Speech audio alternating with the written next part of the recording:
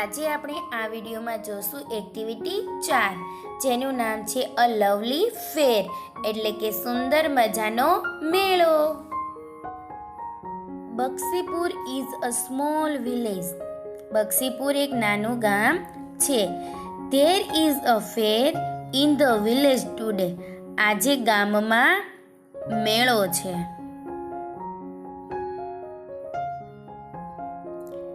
It is on the river bank. તે નદી કાંઠે છે. Men, women and children are at the fair. મેળામાં પુરુષો, સ્ત્રીઓ અને બાળકો પણ છે. Look at the shopkeepers. દુકાનદારોને જુઓ. Their shops are small. તેમની દુકાનો નાની છે. There are toy shops and fruit shops at the fair. મેળામાં રમકડાની દુકાનો અને ફળોની દુકાનો છે. There are tea stalls also. ચાની દુકાનો પણ છે. રાની and Rahim are at the fair. રાની અને રહીમ પણ આ મેળામાં છે. રાની is 5 years old. રાની 5 વર્ષની છે. Rahim is studying in standard 5. Rahim ધોરણ 5માં અભ્યાસ કરે છે. હવે રાની કહે છે, is there a balloon man at the fair. શું મેળામાં ફુગ્ગાવાળો છે? રહીમ કહે છે, યસ ધેર ઇઝ. હા છે. રાની કહે છે, વેર ઇઝ હી. તે ક્યાં છે? રહીમ કહે છે, look he is near the tea stall. જો તે ચાની દુકાન પાસે છે. રાની કહે છે, Rahim who are those children. Rahim પેલા બાળકો કોણ છે? They are my neighbours. તેઓ મારા પડોશી છે. They are Asif, Joseph, Vedant, Bhavik and Nachiketa.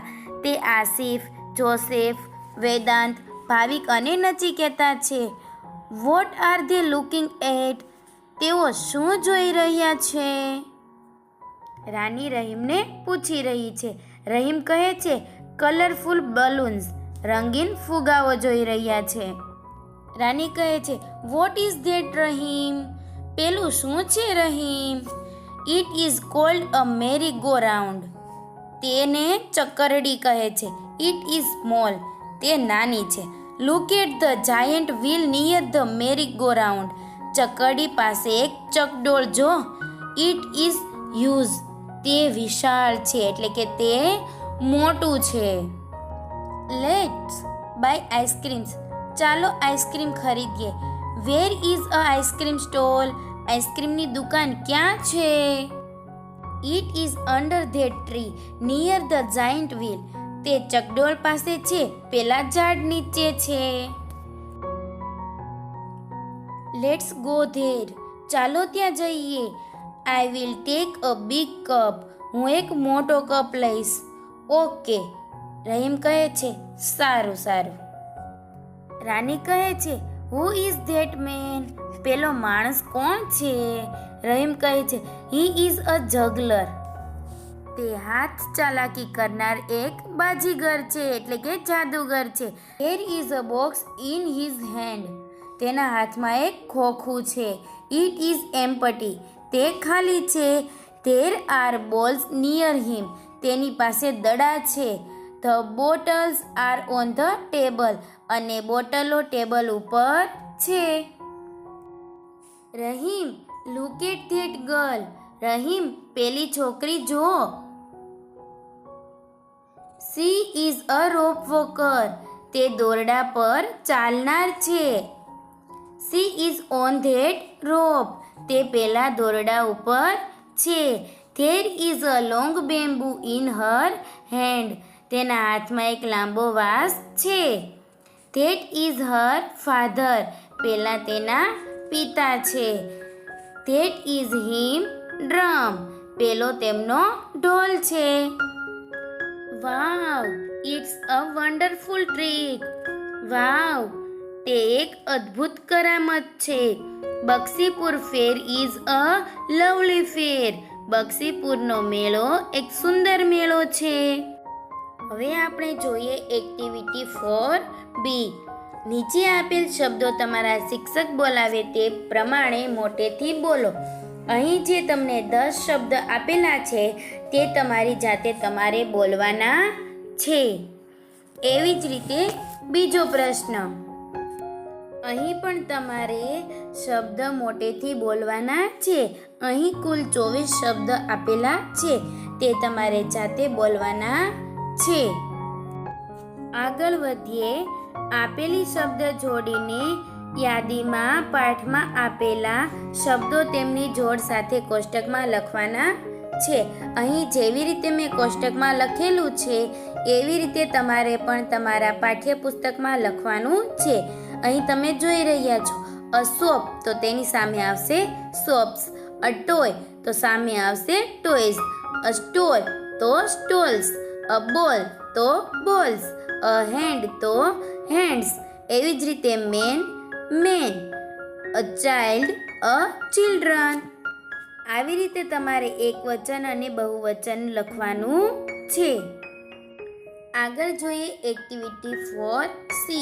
તમારા શિક્ષકની મદદથી વન અને મેનીની પ્રવૃત્તિ કરો. એટલે કે એક વચનનું ચિત્ર હોય તેની સામે ઝાઝું ચિત્ર દોરવાનું. એટલે કે એક ચિત્ર હોય તો તેની સામે એકથી વધારે ચિત્ર દોરવાના. આપેલા વાક્યો ધ્યાનથી વાંચી ઉદાહરણ પ્રમાણે ચિત્રો દોરો અને વાક્યો લખો. ઉદાહરણમાં છે પેલું, ધીસ ઇઝ અ ફ્લાવર. અહીં આપણને એક ફ્લાવર દોરેલું છે, તેની સામે 3 ફ્લાવર દોરેલા છે. તો નીચે લખવાનું થશે ધીઝ આર ફ્લાવર્સ. કારણ કે અહીં એક ફૂલ નથી પરંતુ ઝાઝા બધા ફૂલ છે. એવી જ રીતે તમારે તમારા પાઠ્યપુસ્તકમાં અહીં જેવી રીતે મેં પૂર્ણ કરેલું છે તેવી રીતે પૂર્ણ કરવાનું રહેશે. પેલું જોઈએ. અહીં એક ફ્રોગ એટલે કે એક દેડકો દોરેલ છે. This is a frog. તેની સામેના બોક્સમાં તમારે 2 દેડકા દોરવાના છે અને નીચે લખવાનું છે ધેઝ આર ફ્રોગ્સ. એવી જ રીતે બીજું. ત્યાં આપણે વાક્ય જ માત્ર લખેલું છે કે ધેઝ આર 9 kites. એટલે કે અહીં 9 પતંગો તમારે દોરવાની છે. તેના બાજુના બોક્સમાં તમારે 1 પતંગ દોરવાની છે અને લખવાનું રહેશે ધીસ ઇઝ અ કાઇટ. એવી જ રીતે ત્રીજું. તેમાં એક વાક્ય લખેલ છે ધીસ ઇઝ અ ચોકલેટ. આ ચોકલેટ છે. ત્યાં તમારે એક નાની ચોકલેટ દોરવાની છે અને બાજુમાં 3 અથવા તો 4 ચોકલેટ દોરવાની છે. ત્યાં લખવાનું થશે ધેઝ આર ચોકલેટ્સ. આગળ જોઈએ ચોથું. ત્યાં તમારી પાઠ્યપુસ્તકમાં વાક્ય લખેલ છે કે ધીઝ આર નાઇવ્સ. એટલે કે છરીઓ.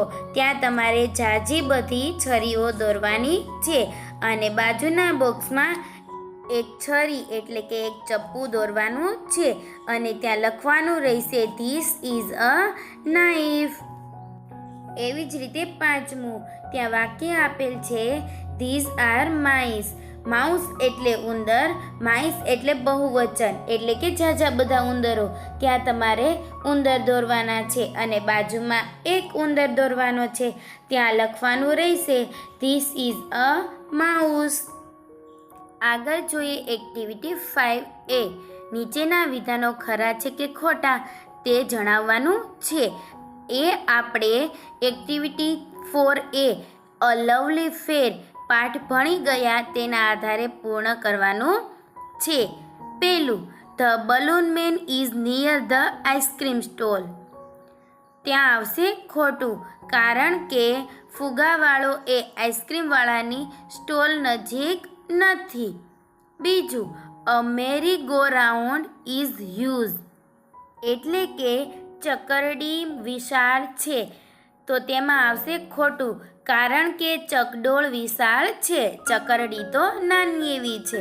ત્રીજું, an ice cream stall is under the tree. તો તેમાં આવશે સાચું કારણ કે આઈસ્ક્રીમ સ્ટોલ એ એક ઝાડની નીચે છે. ચોથું, a rope walker is on the rope. તો તેમાં આવશે સાચું, કારણ કે દોરડા પર ચાલનારી છોકરી દોરડા ઉપર છે. પાંચમું, the bottles are on the box. તો તેમાં આવશે ખોટું, કારણ કે બોટલ એ ટેબલ ઉપર હતી, બોક્સની અંદર હતી નહીં. Activity 5B. અહીં આપણે એક રમત રમવાની છે. અહીં કુલ 2 વિભાગ આપેલા છે, પાર્ટ A અને પાર્ટ B. અહીં વાક્યો અધૂરા આપેલા છે, તે તમારે પૂર્ણ કરવાના છે. એના જે વાક્યો છે તેની જોડ B સાથે જોડવાની છે અને તેના વાક્યો નીચેની ખાલી જગ્યામાં લખવાના છે. અહીં એક નીચે ઉદાહરણ આપેલું છે કે પેલું, ધ બલૂન મેન ઇઝ, તો તેની જોડ આવશે બીના પાર્ટમાં બીજું છે તેની સાથે. તો વાક્ય બનશે, the balloon man is near the tea stall. એવી જ રીતે અહીં હું તે 6 વાક્ય લખું છું, તે તમારે પાઠ્યપુસ્તકમાં લખવાના છે.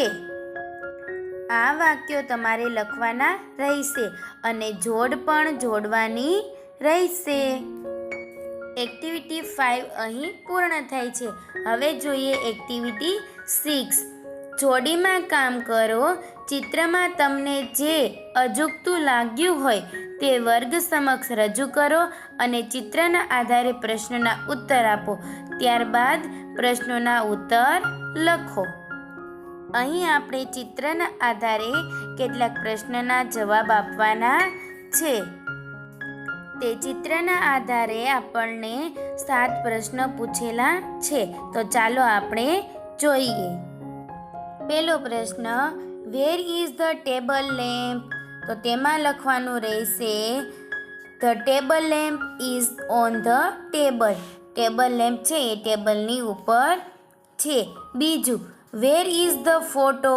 ફોટો ક્યાં છે? The photo is on the shelf. ત્રીજો પ્રશ્ન, વેર આર ધ બુક્સ? બુકો ક્યાં છે? The books are on the shelf. Book તેની પાસે જ છે. ચોથો પ્રશ્ન, who is near the switch board? Switch board કોની નજીક છે? તો તેના જવાબમાં આવશે, a small boy is near the switch board. નાના એવા છોકરાની નજીક સ્વિચ બોર્ડ છે. પાંચમું, આર ધેર 2 ફેન્સ? ત્યાં 2 પંખાઓ છે? તો લખવાનું રહેશે, નો ધેર આરન્ટ. ત્યાં 2 પંખા નથી, કારણ કે ત્યાં એક જ પંખો છે. પ્રશ્ન 6, where is the telephone? Telephone ક્યાં છે? તો જવાબમાં આવશે, the telephone is near the TV. Telephone ટીવીની નજીક છે. પ્રશ્ન 7, how many children are there in the picture? આ ચિત્રમાં કેટલા નાના બાળકો છે?